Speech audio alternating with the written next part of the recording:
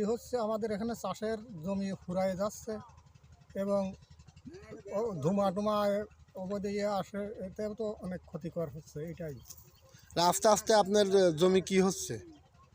জমি আস্তে আস্তে কমে যাচ্ছে।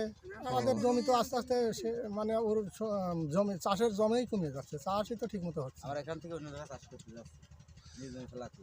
আচ্ছা, কালকে এসিলেন সাহেব এসে নিষেধ করে গেছে যে ভাটা বন্ধ রাখেন, আপনার কাগজপাতি ঠিক করার পরে আপনি ভাটা আবার চালাবেন।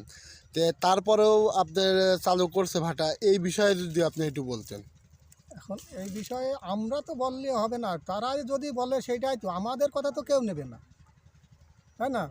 এখন উপরের কর্মকর্তা যারা আছে এরাই রক্ষণাবেক্ষণ করে, এরাই যদি মুক্ত করতে পারে করতে পারে, তাছাড়া আমাদের তো কিছু করার নাই। আসলে ভাটার মালিকটাকে মালিকটা তো ওর নাম কি জানো, নাম নাজিম।